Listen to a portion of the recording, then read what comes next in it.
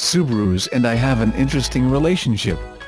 I was the proud owner of a MYOO Impreza WRX, back when I didn't care about the cost of insurance and what other people thought I did for a living. Later cars lost their mojo and the brand reached its nadir during the GFC with offerings that just didn't cut it, in my head at least. The last few years have seen the brand climb out of the funk, with the first and second generation XVs and the new Impreza. The Forester straddles the new Subaru and those that went before, but has been an absolute mainstay for the Japanese brand here in Australia.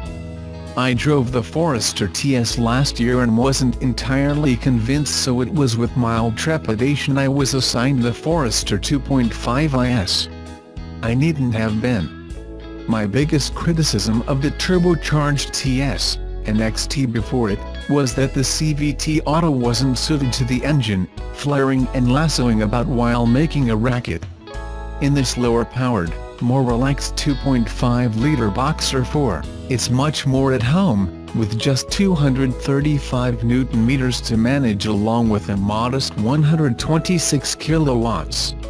Between the engine and transmission it's quieter and far more agreeable, if not particularly snappy, with a 9.9-second, claimed, run from 0 to 100 km per hour.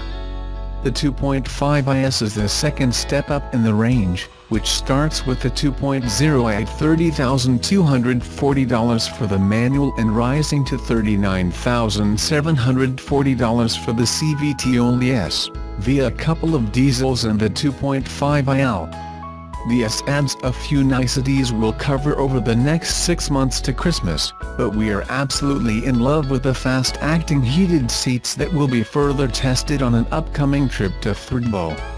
We've settled into the Forester quickly, 3, and counting, airport runs with luggage, 2 for me, 1 for the in-laws, a mission to buy a few months' worth of chick feed for our 5 hens and lots of school runs along with a couple of motorway trips.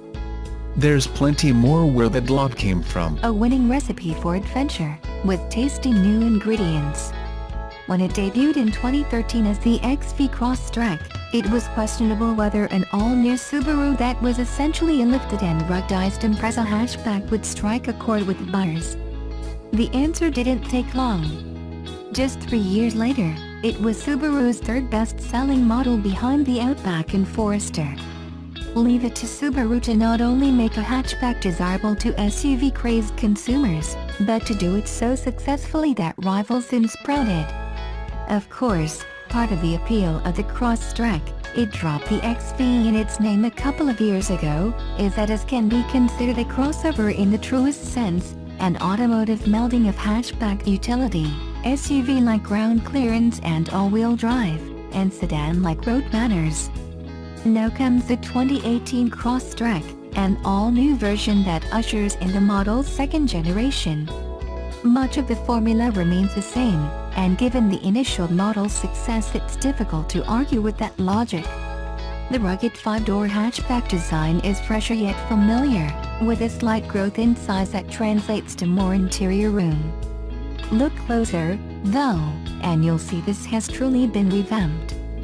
Following the Impreza, the Crosstrek is the second model to use the Subaru global platform that has been engineered for better driving manners, more comfort, and an even higher degree of safety. A bevy of new technology has also been loaded into the new Crosstrek, including Apple CarPlay and Android Auto compatibility as standard. And of course it wouldn't be a Subaru if it didn't boast all-wheel drive as standard, which has long given Subarus an edge over competitors and have made them beloved in cold weather states and among the adventure-minded. Subaru invited us to South Dakota to be among the first to drive the 2018 Crosstrek. Under an expansive sky, countless miles of dirt roads, and the granite face gaze of 4 famous presidents, we spent a day and hundreds of miles fleshing out this new crossover. Here's what we found on this first drive. In the city. This is where we spent the least amount of our time because, well, we didn't really drive through any bustling metropolises during our time in South Dakota. About the only thing that qualified as traffic occurred on the main drag of Deadwood, with a population of less than 1,300 and what seemed like an equal number of tourists. Still, it didn't take a trip to Manhattan to know the Crosstrek would be a fine city dweller. It's a small car, after all, so it's easy to slot into parking spaces. Good visibility, another Subaru hallmark, adds to its ease in urban dwellings. One of the best traits about this new Crosstrek is one that it doesn't have anymore: aggressive throttle tip-in. This tendency to lurch from a stop appears to have been scrubbed from these new Subarus. On the highway, the Crosstrek is a comfortable vehicle for its size. It's not as agile or as fun to drive as a Volkswagen Golf Alltrack, but this higher-riding all-wheel drive utility vehicle feels plusher. Same story for the steering. Whereas the Alltrack steering wheel is firmer, more nuanced and tells you what's going on beneath the wheels, the Crosstrek is quite soft and takes little effort to steer. Here we must also talk about the subby's acceleration. While the engine has been revamped, power output remains modest at best. The 4-cylinder boxer engine makes 152 horsepower, only a 4 horsepower bump over the outgoing model. Comparing it again to the Alltrack with its turbocharged 4-cylinder that makes 170 horsepower, it shouldn't be a surprise that the Crosstrek doesn't feel quick.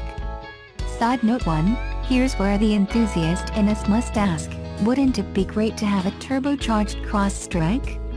Side note 2, sorry, but the only alternative powertrain mentioned by execs at the media launch is an alternative power one, such as a hybrid. We'll end the section on a sweeter note. The continuously variable transmission, CVT, that most Crosstreks will be sold with feels ever more natural, and if you get a model with paddle shifters, premium or limited trims, you can even exercise it as you see fit. Also notable is the work that went into quieting the Crosstrek. Less of the boxer engine's inherent gruffness can be heard at startup and under full acceleration. Off-road. Now we come into the Crosstrek's natural territory, roads that are not paved or are otherwise traction compromised. We spent hours barreling down dusty and desolate dirt roads in the all-new Crosstrek, sometimes going at speeds we probably shouldn't have. On these paths the subby's advanced all-wheel drive system truly helped us feel confident, while its commendable 8.7 inches of ground clearance kept the underbody scrape-free. Combined with advanced traction management, the Crosstrek always kept its composure. This was the case even when we flung the Subaru into a corner hard, allowing it to slide across the dirt. The Crosstrek actually let itself drift a moment before its systems kicked in. This allowed some hoonish type fun before the electronic safety nets kicked in to keep us from sliding too far. For a steeper challenge, literally, we visited a quarry brimming with quarry-like terrain, namely rocks, loose gravel and mountain made up of both. Here we tested X mode with hill descent control, Subaru's off-road system that comes to the Crosstrek for the first time with this new model. Standard on models with an automatic transmission, the system manages throttle and braking on steep slopes, which lets you focus on steering the vehicle to stay on its intended path. After we engaged X mode with the simple press of a button near the transmission selector, the Crosstrek rolled down the slope with assuredness and ease. Hey, there's a third pedal. Manual transmissions by their nature are usually more engaging to drive, if for nothing else because of the driver involvement needed to use them. This holds true of the new Crosstrek, but we didn't find it all that satisfying. To our foot, the clutch pedal felt on the spongy side, and the gear selector could be notchy. After a couple of hours we become more acclimated to the Crosstrek's manual, but it still didn't feel as crisp overall as we'd wished. If you're thinking of one, see how it feels to your senses first. Infotainment. The 2018 Crosstrek comes with one of 3 touchscreen infotainment systems, from the base Darling 6.5-inch multimedia system to an 8-inch system, with or without navigation. Whichever one you go with, it has Apple CarPlay and Android Auto compatibility standard. Great news for smartphone compatibility out the gate. The base audio system only has 4 speakers, while premium and limited models get 6 and a CD player. Optional on limited models is a 432-watt Harman Kardon system, which marks the first time a premium audio system has been offered on the Crosstrek. Optional on all trims is a Rockford Fosgate audio system for $499. Front seats. We felt the Crosstrek's front seats were perfectly adequate for the task at hand. They neither overwhelmed with soothing comfort, nor did they leave us aching after a day's drive. All models have 6-way adjustable driver seat and 4-way adjustable passenger seat. Cloth is standard in base and mid trims, while top-line limited models are lined in leather. For the first time on a Crosstrek, power adjustment for the driver's seat can be had on limited models. If we could wish for one thing, it'd be adjustable lumbar support. Rear seats. The rear passenger area of the Crosstrek is surprisingly roomy, with 36.5 inches of legroom and a seating position that grants a good view out the windows. Despite the Crosstrek's sloped roof, there's still decent headroom in back. As is the case with most compact cars, the rear seat can technically fit 3 across, but that'd be a squeeze. All models have rear seats that fold in a 60/40 split. Cargo area. Most crossovers and SUVs say they have flat folding seats, but rarely does flat mean flat. Fold the Crosstrek's rear seats, however, and you'll see what flat should look like.